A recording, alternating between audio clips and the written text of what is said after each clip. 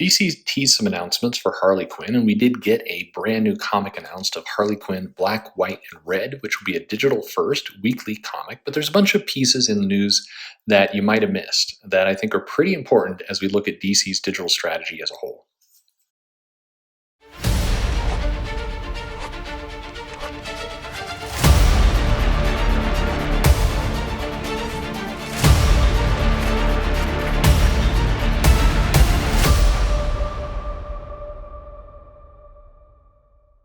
Hey everybody, this is Perch. We were teased that we were going to get some Harley Quinn news on Friday, and we did. We got two, actually. We got first which I already mentioned, the Sean Gordon Murphy Batman White Knight universe are getting a Harley Quinn spin-off series starting in October, which will be co-written by Sean Gordon Murphy and his wife Katana Collins, with artist Matteo Scalera, which is looking pretty good, and I think will be I'm really looking forward to seeing this universe expand. But the other one that they came out with is the announcement that we're getting Harley Quinn Black, White, and Red. It's a weekly digital first comic, and it's going to be kind of an anthology series. So it's going to have a number of new creators, including classic, Paul Dini, but also we're getting I don't know how to properly pronounce John Schlack. You know what? I know I butcher people's names, but you got to give me some you got to give me some accommodation for that one. Great artist, by the way, absolutely great talent. Very kind on Twitter as well to his fans. But I cannot. I should look it up. It's bad on me. But Amanda Connor, Jimmy Palmiotti, Chad Harden, Eric Henderson, Saladin Ahmed from Marvel, and the Miles Morales title. This is him coming over doing more with DC. Joe Quinones and more. And basically, we're getting kind of each chapters.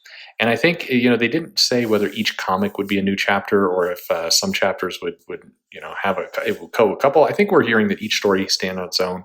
It's 14 issues, kind of stronger artwork. We're saying they're really putting some big name creators on this, both on the writing and the art side for the comic. So it's a digital first effort, but it's really intended to be kind of best foot forward.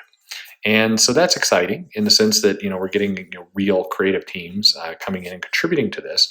But there's another piece to this that kind of slipped under the radar, and that is that two pieces. One, they are going to be printing it. A couple of retailers, some people immediately decried the move of this is DC abandoning comic shops and everything else, but they are going to collect the title in a physical format. And I think we're going to get, if it's 14 issues, digital, 14 versions, comics, after one a week, then we'll probably, I don't know what they're going to cut that into. Maybe they'll collect it all in one, or there'll be a couple, unsure. There will be a collected edition or editions in print. But the size of this is going to be 10 pages. So the digital comic you're getting is 10 pages, 99 cents a chapter. And that's interesting in and of itself because that's a cheaper rate. If you just do the math, 99 cents for 10 pages for a more top tier creative team is definitely cheaper than the current rates going on for print. So that's an interesting move right off the bat. And then, there will be a physical release, so comic shops will get things. And as we're seeing from DC, just because it goes out first in digital doesn't deter physical sales. Of course, it's not one-to-one. But there is the ability to get money in both places. But the interesting piece to me is that the size, the format, and the cost is less. It's something fundamentally different for digital. It's also this anthology series, I think, has a better opportunity of circling in a number of, or cycling in, I should say, a number of creators in and out. And I think that's an interesting trick. It does feel very much like a Shonen Jump approach of weekly releases, smaller format. I can see DC building up to a weekly kind of assortment of these anthology books, and I think it's probably easier for them to tap creators and come in and out and have people tell quick stories. Probably more cost effective too. So I think we're seeing a preview of where DC may be going, where they can do these shorter, cheaper, quick little digital releases. They can ultimately build up to a la carte kind of menu, and then they do spin them off in collected editions in print as well. So I think we're seeing a little bit of the future here. Now, will this work? Who knows? I give DC credit for trying. We don't know if this stuff will work or not until we actually give it a shot. And we see them with digital trying to test out different models. And I think at this moment we have to get more data to really tell what's going to work for the U.S. audience. But this is an interesting way to go, and smart for them to be trying these approaches. I'm not gonna. There's some people I think who've made some blogs and videos saying, this changes everything. This doesn't change everything, but what it does do is potentially gives us some real data and real information that we can then use to determine how digital is going to play, how it's going to fit with print, and how the two can ultimately work together. The thing that I'm interested to see if DC does or not is really reveal the numbers. So in an earlier press release, again, kind of buried, DC made some comments that at least some of the volume of sales would be made available on digital, which hasn't been the case in the past. Now, this would be a really positive move for both the business itself, if they're feeling altruistic, but also for comic shops to really give you a sense. I mean, if Harlequin Black, White, and Red does really well in digital, and we know that, and we have some numbers behind it, well, it's good information for the comic shops to buy the anthologies.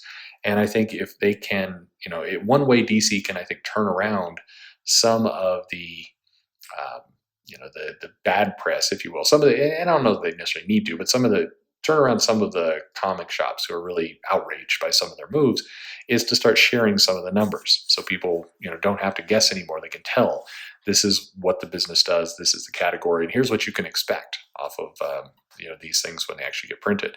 So interesting moves. I'm like I said, I'm interested to see where this goes. I think it's smart to be trying new things, and right now DC feels like they're pushing a digital strategy, an actual digital strategy, and I hope the other publishers will start to catch up and try their own things. I think it's you can either run the show or you can have it run you, and I think if you're not trying new attempts, ultimately you're going to be taking what somebody else succeeds with, and we'll see how that works out for you. Anyway, do you have any questions, comments? Do you think this is a good success? Are you going to be reading this book on digital? Are you going to be waiting to buy it in print? Do you have any interest at all? Leave me a comment below. Like, subscribe, click the bell for notification. Follow me on Twitter or Facebook at Comic Perch, and thanks for listening.